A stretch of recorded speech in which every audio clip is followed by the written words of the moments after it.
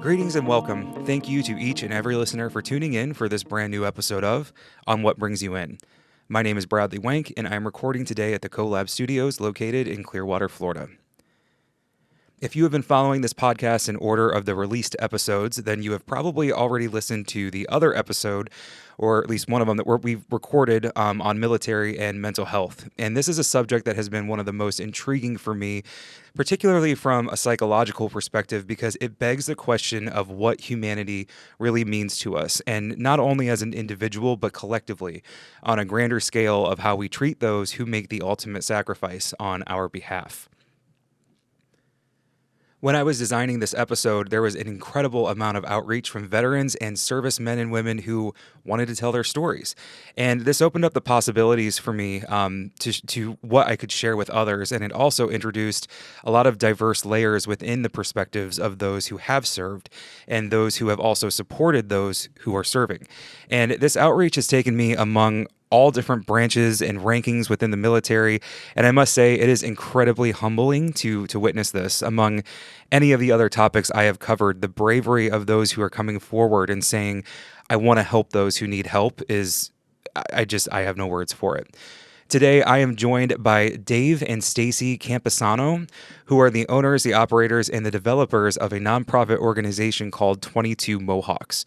22 Mohawks was founded based on the staggering statistic that on average, 22 veterans die each day from suicide. Dave created this nonprofit to support his fellow veterans, raise awareness for veteran suicide, and then connect members to direct resources and outreach programs designed to combat depression, PTSD, and trauma. This podcast can cover some pretty heavy topics, so when given the opportunity, I really like to hone in and focus on the positive and the uplifting work from individuals like Dave and Stacey, who saw a problem and they did not hesitate to try and fix it, and at the very least, work to combat it. I ask anyone listening to take a moment today with me, with Dave, and with Stacey to honor those who have fallen serving our country for their sacrifice and for the sacrifice of their family, friends, and community. We want to also take a moment and recognize the military personnel who we have lost to suicide and to other mental health disorders.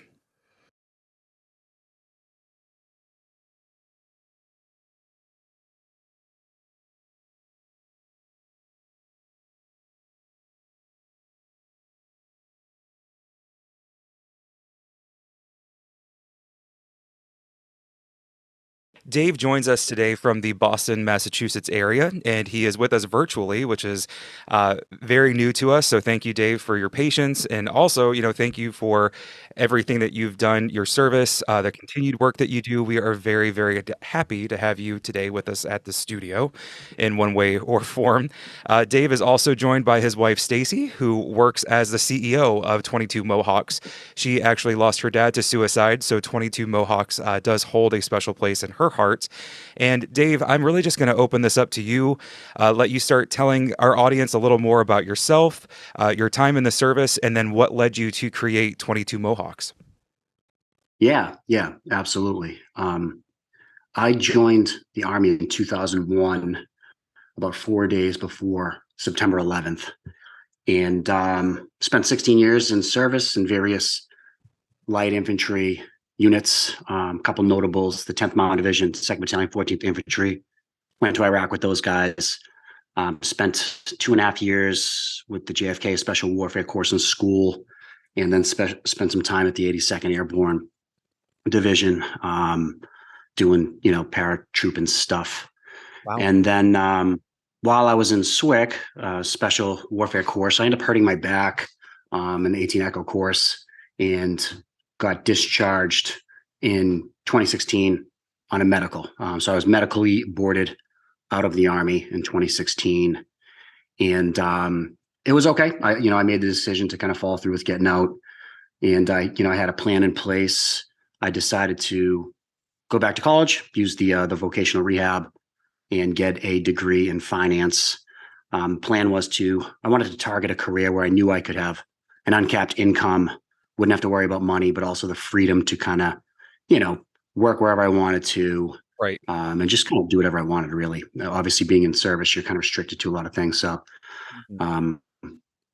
I wanted to just be able to do what I wanted to do. And so I had that target, went back to school, got my finance degree, got a job in finance. I've been in finance for 7 years now, working with high net worth clients, a lot of guys who are in private equity, venture capital. Hmm.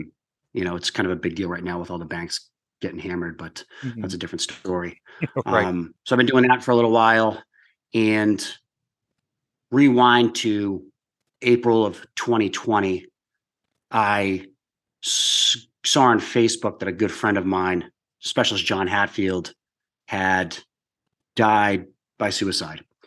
Now, the story about John is him and I were both in SWIC, and we both got moved to the 82nd Airborne because we were injured, and we both took up an admin position. John was a specialist. I was a staff sergeant. So I kind of had, they pulled me into some really cush jobs, some really good jobs. I had a hurt back, so I couldn't really do much.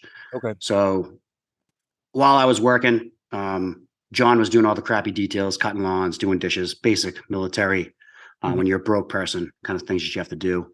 Well, John came to me and said, "Hey, Sergeant Camp, can you help me out?" He's like, "My life really sucks. My back hurts. I can't jump out of planes anymore. Can Hmm. you kind of shelter me from this BS that I'm dealing with?" I said, "Sure, John." So I took John out of my wing, and for the next about 18 months, while I fought for retirement, John and I worked together every day.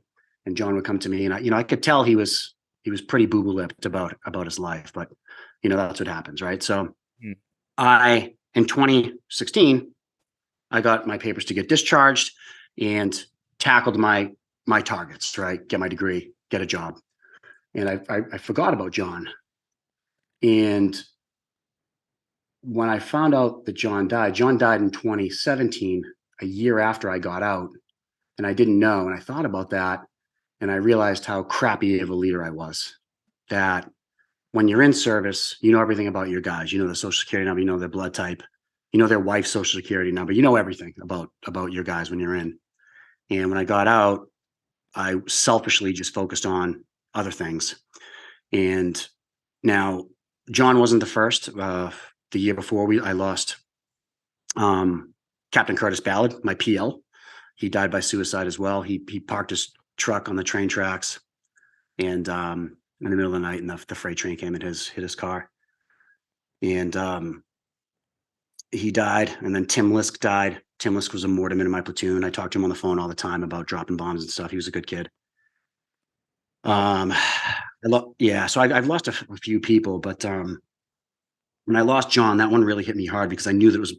I feel like I could have done something. So at that point, I decided I was going to do something. I shaved a mohawk into my head, posted on social media, and I hashtagged 22 mohawks. Obviously, 22 was the high average of veterans that die every day from suicide. Except I think we all know that it's higher than that.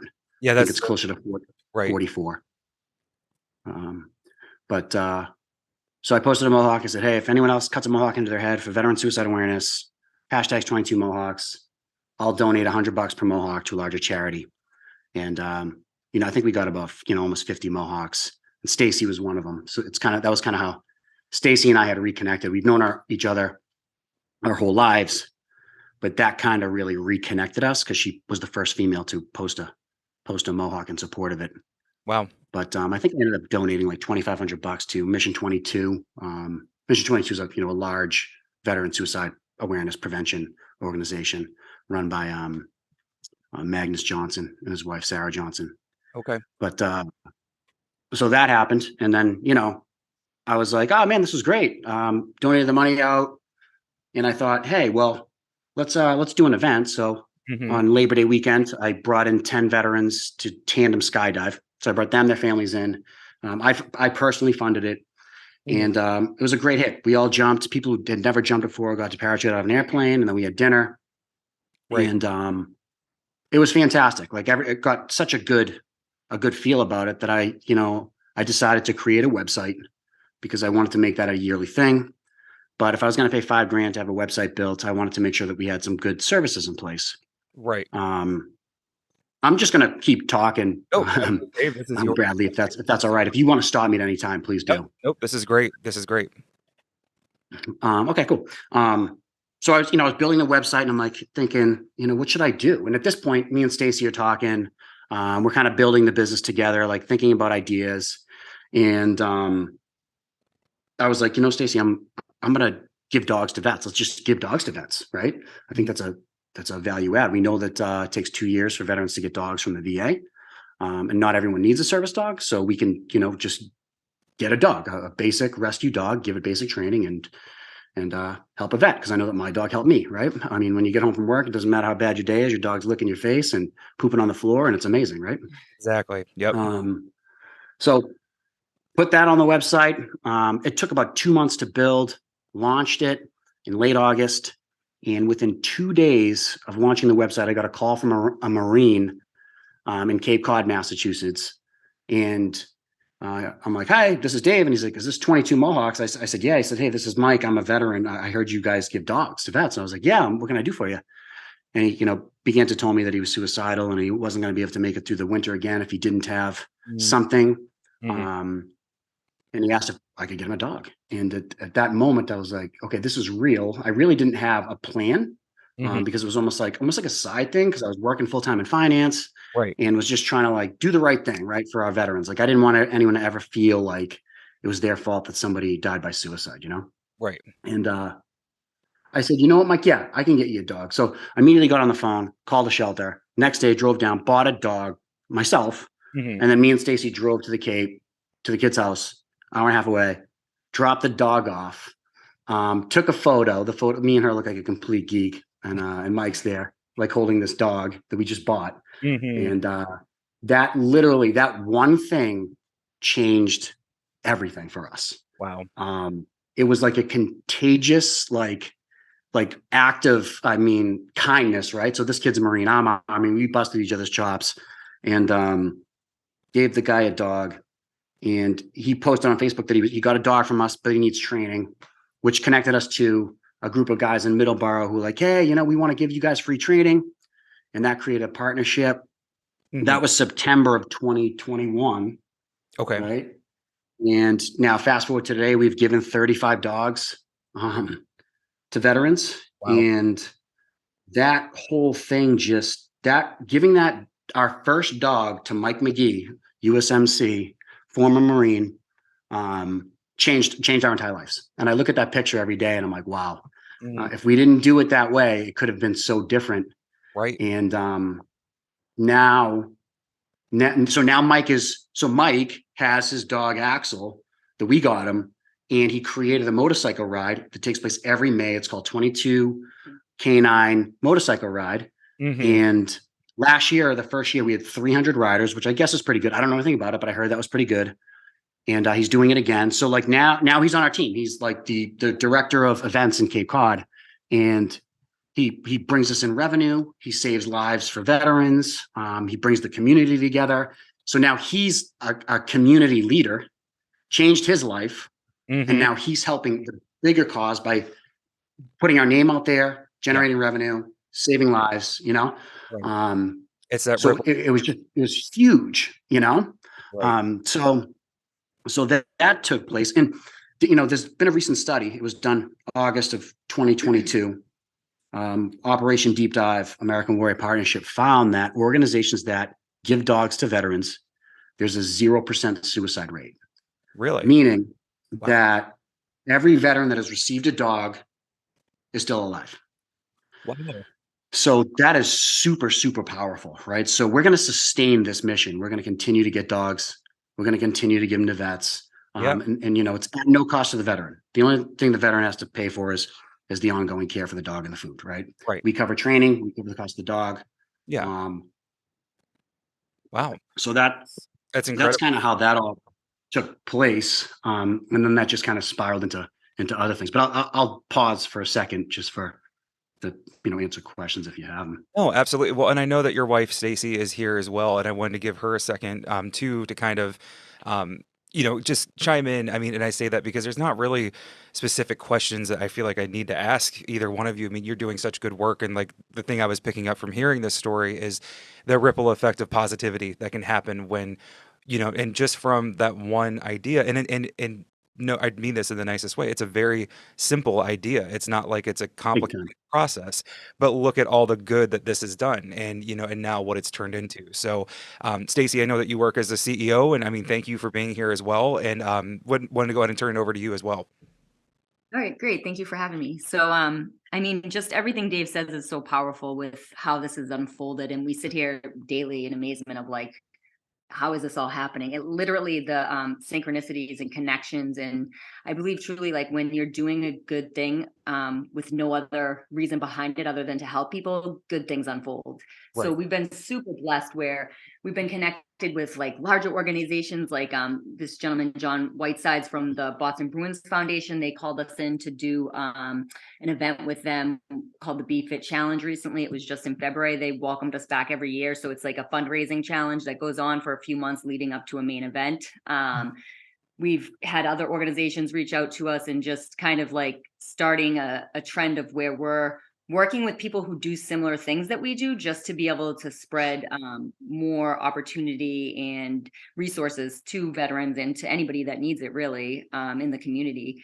So we've been really blessed. And I think one of the main things with us too is we really have like a family community. Like we give these dogs, we do the week-long static line airborne retreat down in Dunedin, Florida with X-35. And that in itself is one of our most amazing events. But these guys that go to our events, get a dog, we really bring them in as part of our family. So we started the 22 Mohawks family. It's just a group we use, but we really, check in with our guys, our people, our women, and make sure that everybody's good after they get, because it's great when you're, that moment you're getting a dog, that moment you're getting these things, but we really want to have like aftercare or after processes set up where these people know that they can come to us and they're just not alone in any situation.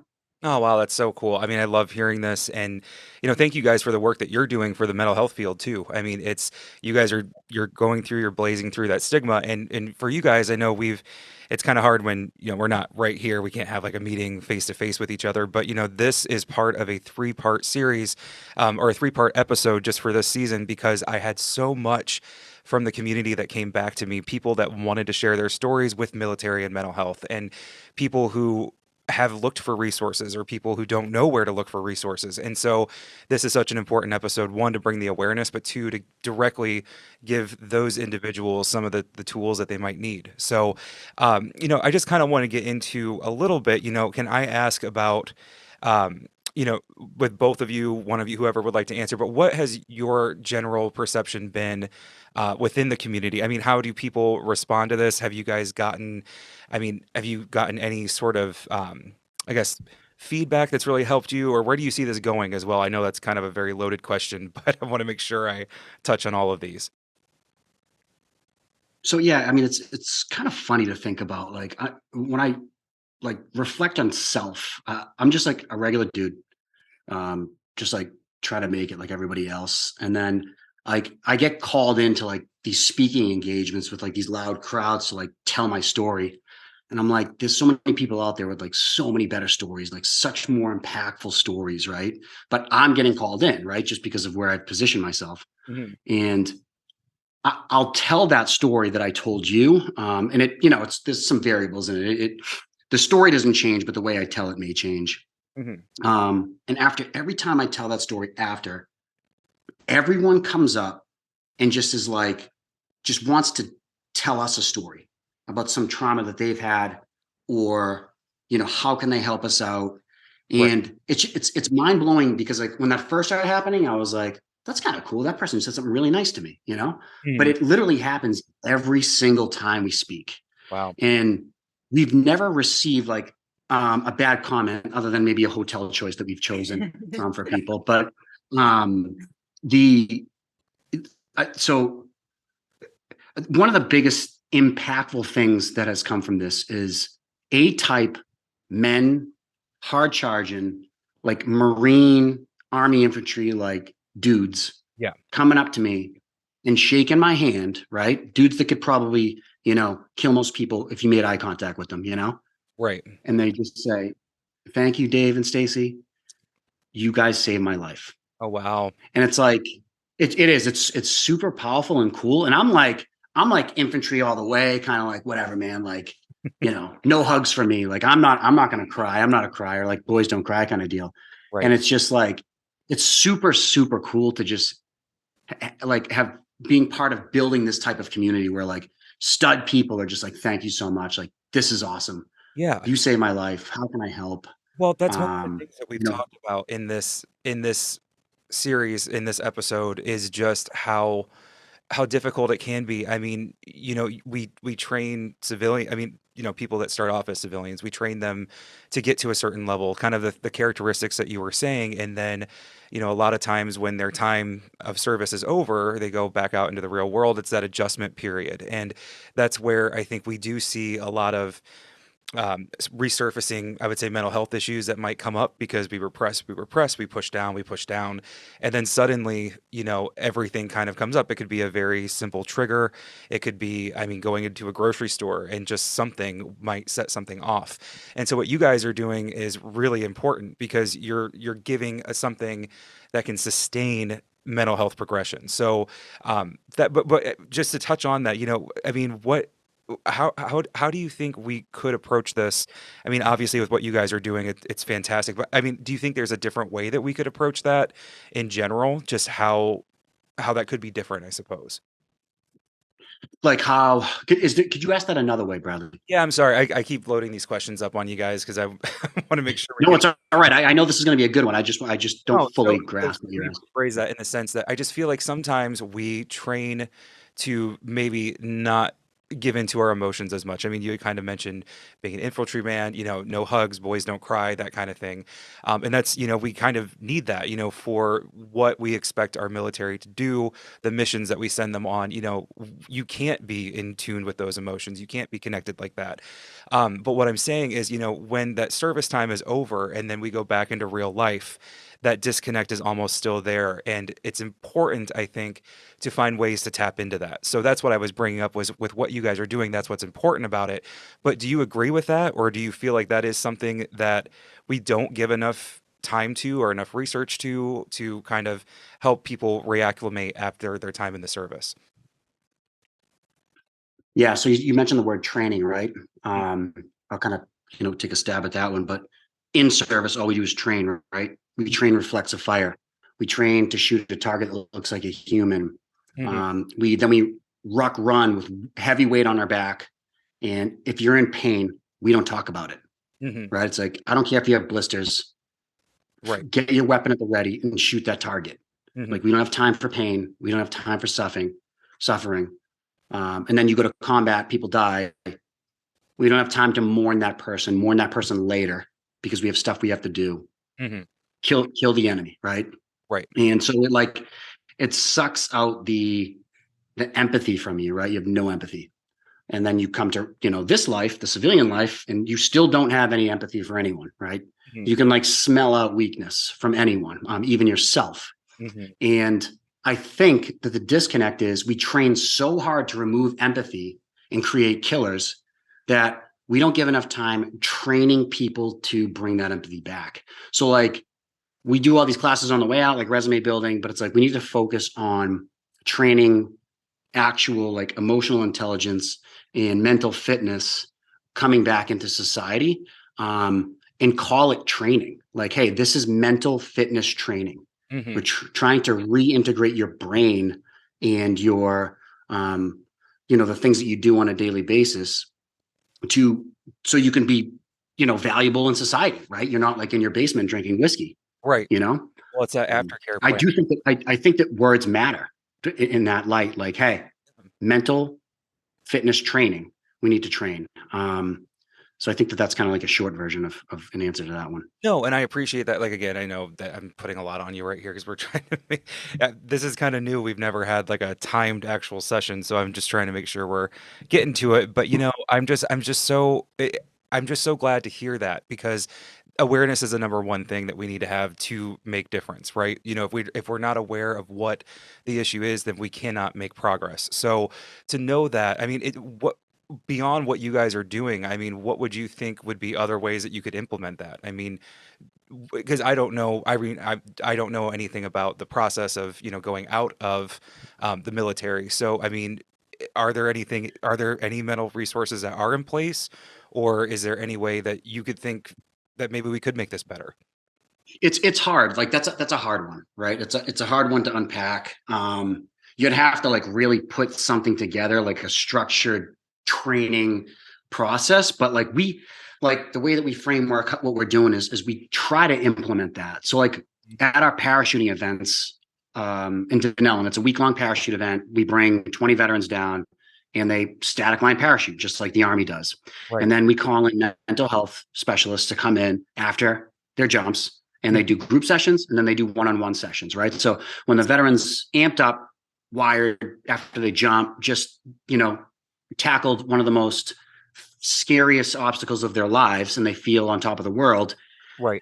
Now they feel okay talking about stuff, because they're like, well, I'm awesome because I just jumped out of that plane. Like, it's okay that, I was crying in my sleep a couple of weeks ago. Like, let me talk about this, But one of the things that we did is, I got up in front of the group on the third day and told my entire story about empathy, and how, I have tough times too.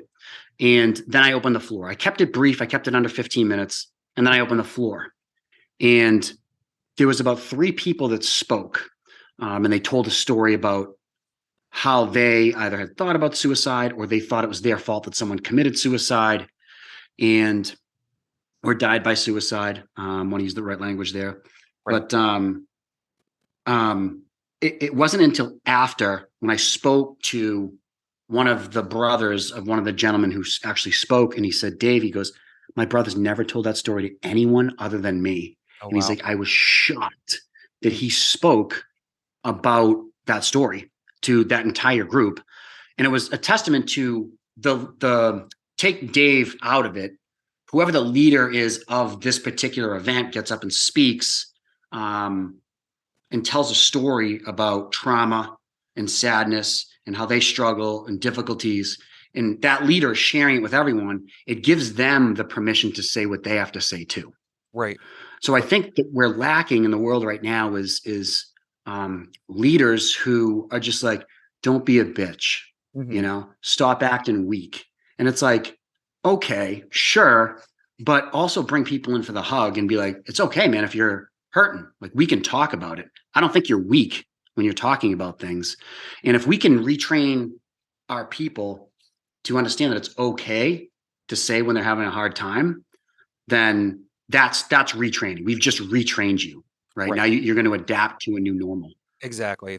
And there is, and we talk about this a lot in this podcast, but it's about, there's a lot of conditioning that goes into that, but it's the reverse of that conditioning to, condition in a new way, condition in a way for progress, condition in a way to go forward. So I love everything that you're saying. And I'm like, I want to pair up with you and like come up with a plan. I'm like, let me work with, let's put some colleagues together and figure a plan out here, because I think it's a really good way of approaching it. And I like your verbiage on it too, because it does say, hey, you know what? There is nothing wrong with not being okay. And the only way to not, or let's say the only way to get beyond that point is to work through it. And let's work through it together. And that's even more together. So I really appreciate that. So Dave and Stacey, I want to open this up to either one of you, or both of you actually. I mean, what would you say to a vet right now who might be listening to this, who is struggling? I would say, I would say, if you got to get out there, you got to get out of your house, you got to find something that you can dedicate yourself to, that will give you purpose, right? You got to find purpose. Nothing's ever going to compare to military service, right? It's like, you're in a foreign country, you're carrying a rifle, you're leading. The greatest opportunity the Army ever gave me was leading great men. And you'll never have those same men behind you in a wedge formation, walking in the shit, feeling like the biggest badass on the planet, right? It's just a tough one. But you have to take that warrior mentality that you've had and create something that's going to help bring other people up. It's like, we have all our friends, we have the people in our lives that you care about, and then we watch them die by suicide. I mean, we can prevent it if we all do it together, you know? So I think the number one thing is find something that you love doing and just go do it, right? Take action. It's like the whole, like you said, Bradley, it's such a simple concept. Walk out the door, go to the shelter, buy a dog, right? Drive it to the dude's house, and Right. you just saved a life. We're not doing CPR here, right? We're preventive maintenance. Right. We're bringing a Right. dog to someone. And there's nothing can compare to the feeling of when someone tells you that you've saved their life. You know what I mean? So Right. just having an Right. idea, getting off your ass and going to do it, right? So that's basically what I'd say to that. Stacey, would you say something? I mean, it's always hard to go after Dave just gives his feel, but you know, in those situations, it's like, you know, more often than not, that person doesn't want to die per se. They just need to change something. There's something needs to be different in their life, right? The circumstances at hand in those Right. moments are just not where they want to be, but they don't see a way out of it. They don't see a different angle, right? So just reaching out to somebody is number one, and telling somebody, and if it's a friend or, you know, you need more than that, go to, you know, a mental health specialist or somebody like that that can give you more options. Like we had one guy and he's really down on himself, like he can't play with his kids, like he wants to do these things so bad and he just like can't do them, and it's like giving other options. So it's like, all right, do something separate and then come together and like talk about what you did. Right now they're not doing the act together, but there's a way now that they've been able to connect outside of that and kind of making slower steps to making changes in your life. Because some people, you know, may not be able to be charging and want to be like bringing dogs to people or doing these elaborate things. They just need these small changes that can make bigger impacts in their life. So just really reaching out to somebody and letting them know where you're at is number one. Right. Right. Yeah, those little day-to-day hitting those small goals, right? And I like what you said too about finding a different way to connect with people. Because you might not know why you're unable to connect or you might not understand exactly what you're feeling. And so yeah, that's a great strategy too to go forward with. So thank you for that, both of you. And I also want to touch on, you know, where do you two see the 22 Mohawks? Where do you see that going in the future? Yeah, I think my business mind, I think I kind of have two views on it. Most for-profit companies look at success with revenue, um, you know, how much revenue you bring in. And we kind of focus on how, you know, what does success look like for us, right? And based on that study with the dogs, it's like we know that if we give a dog to a veteran, we've saved a life. And then if that person spreads the word, then they're going to save lives. So I think, you Right. know, every year we grow, we have like a monthly goal of how many dogs we want to give. And I think, you know, ultimately we want to do 5 dogs a month. So basically 60 dogs a year, which I think that I think that that's definitely doable. But then Mhm. we want to grow our parachuting retreat, to go to have it every quarter, right? Because it's such an impactful event, and everyone who's attended. Right. It sounds very Oh, go ahead, Bradley. What'd you say? it sounds like it's very effective. Yeah, So yeah, yeah, we absolutely. do. We think just the feedback that we've got is it's pretty amazing. So we want to make that a quarterly event, right? And we've already given dogs across the U.S. So we've given some dogs in Wisconsin, Virginia, Georgia. So we've kind of spread that out. But would love to be able to have an arm in every state where we can give dogs in every state. Because if we can give a couple dogs in every state every year, that will really, you know, move the needle for us. Not everyone needs Mhm. a service dog, right? So we want to do that. And then in one of my crazy goals is on labor. So every Labor Day weekend, we do a tandem parachute jump. It's our first event we've ever done, and we're going to do it forever. We do it just here in Massachusetts. Mm. But one of my overarching goals is to have every state jump 10 veterans tandem on Labor Day weekend to start Suicide Awareness Month, for veteran suicide. So if Right. we could get every state to have 10 jumpers on that day and everyone's posting about veteran suicide awareness, I think that would be a pretty cool, you know, event to bring awareness to it. Absolutely. But yeah, those are some high level goals, really. I Well, hey, I mean, if I always say if your dreams or your goals don't, if they don't scare you a little bit because they seem like they're that far out of the way, then they're not worth it. So that's amazing. I'm really happy to hear that. I would love to see that happen as well. And so, with you guys too, I want to give you a second here. We're kind of getting close to that time. Give you both a second to kind of give some closing remarks or thoughts or anything you'd like to say. Yeah, since the start of the global war on terror on September 11th, 2001, there's been roughly 7,100 combat-related deaths. And in that same time period, there's been over 120,000 suicides. So I'm going to say the dog statistic again, because I think it's extremely valuable. The study done by Operation Deep Dive, organizations that give dogs to vets, there's a 0% suicide rate. So if you're a vet and you have some extra cash, buy somebody a dog and save a life, right? Wherever you are, whoever hears this, because dogs save lives. I think that those are my biggest closing remarks.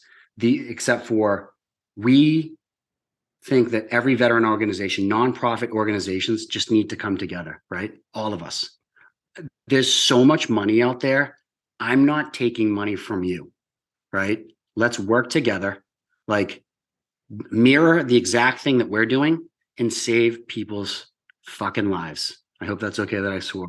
Because I don't care if you make t-shirts, if you brew coffee, or if you parachute out of airplanes. If you're saving a life, save a life. There's so much money going around. Just let's work together. Right. I think that that's kind of, I've seen Right. so many vets just not want to do that. They think that we're taking money from other people and it's just not happening. There's so much money out there, Stacey, do you have anything you want to say? Right. Ah, Use it in good ways. yeah, so piggybacking on everything that Dave says, one of our biggest thing is community and bringing people together regardless. So we work closely with other organizations that basically do very similar things to us. Clear Path up in Devon's, Mass. They're an organization that gives service dogs to veterans, and we've connected with them, and they actually give us their dogs that don't pass their service dog training, and allow us to give them out to veterans, which is an amazing thing. So it's like just kind of teaming up, like Dave said, together, more resources out there. What we do may not be the perfect fit for somebody, right? But something that other organization does. We have a great organization down the Cape called Fishing for the Mission 22, which one of our friends does. And we partner up with him and he does fishing. We don't do that, right? So it's like getting all these people together, regardless of what your niche or whatever it is, and spreading more awareness and giving these resources out to people so that they have somewhere to go. If what we do isn't for them, then they know they can reach out to somebody else. So I think, like Dave said, just bringing together organizations like that. And then you were talking about the goals being scary. All of Dave's goals scare the shit out of me. And so he's always got big, big goals. But we're recently opening up our main headquarters here in Medway, Mass, which is really cool. So it's the 22 Mohawks headquarters skiff location, and it's at 67 Village Street in Medway, Mass. And we're going to be opening up there this weekend, which is really, really amazing. And that was one of Dave's crazy ideas where he's like, to grow, we got to get a building. And I'm like, oh boy. So we're going to be able to house, up to 5 dogs there. So the veterans can come in, they can see the dogs that we have on hand. Maybe one of those will be a good fit. If not, we have different rescues we work with, but they can come in there and spend time there. We're also going to have a dedicated area for like first responders, police to be able to come in and stop by if they're in the area, just have somewhere they can come sit, release some stress, maybe whatever it may be. And we offer a lot of different things like the suicide prevention classes. We do finance classes. We have a gun safety course. We do a whole gamut of things. So if anybody needs any of the resources we have, you can go to our website, which is 22mohawks.com, and Dave and I's information is on there. You can reach out to us anytime, and if you need anything, I guess we're here. Wow. Well, thank you guys. To both of you, I'm so proud to be part of this work, even if it's just by promoting it on here. We're always looking for ways to help as many people as we can. And, with this is a great platform. The numbers are growing. And, I'm really hoping that someone out there who can relate to your story or who is having their own struggles, that they can get interested in learning more about how to get involved and how to get those resources. So very, very much for everything that you do. Thank you to I both of you. appreciate that. And, hey, thank you so much for having us on. It's been a pleasure. And is there anything that we can do for you guys? Oh, I mean, what you guys are doing is, I have so many. I want to connect with you. Obviously, after this podcast is over, I have so many ideas with the things that you've said. Some of the things that can be implemented from a mental health standpoint. There's so much that can be done, and luckily, and I've talked about this before on here. The stigma is, it's being fought, and I for many, there's always a ripple effect to everything, and one of those things with COVID was that it did make people at least aware of their mental Yeah. health for the general public. So we are just seeing as the numbers are getting, or as the data is coming in, we are seeing a shift in the mental health stigma kind of going down. And that's also kind of generational as Yeah. more people are embracing it, more people are embracing it in other, aspects of life and in other demographics. So I do think that with what you guys are doing, you pair that the right way with some of those new mental health resources. I think that, there could be a lot of good that can be done. So again, it all comes down to this is being part of it. So thank you guys again. Yeah. Thank you so much. Yeah, absolutely. Yeah, thank you for having us on. I want to remind you guys that Dave and Stacey's nonprofit is called 22 Mohawks, and you can visit their website. It's the number 2222mohawks.com for more information. This podcast is local to the Tampa Bay area, and for any listeners who are local, the Florida Veterans Support Line can be reached on your phone by calling or texting 211. This is a 24-hour hotline. You can also send a text to Florida Veterans, which is 898-211. Any veteran or any other listener who is experiencing a mental health crisis can also call or text 988 from your phone, or you can go to 988lifeline.org for additional support. Please stay strong, and remember, there are those out there who want to help you. If you have enjoyed this episode and would like to add to the conversation, or if you would like to be featured on a future episode, please visit my website, www.onwhatbringsyouinepisodes.com.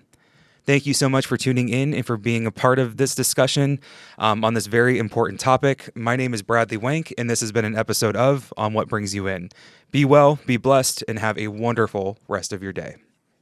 And I ask if you have the time to please like, subscribe, and rate my show. This helps me with the data going forward, where we can take the show, what you guys like, and what we're going to do in the future. So if you have that time, I would greatly appreciate it.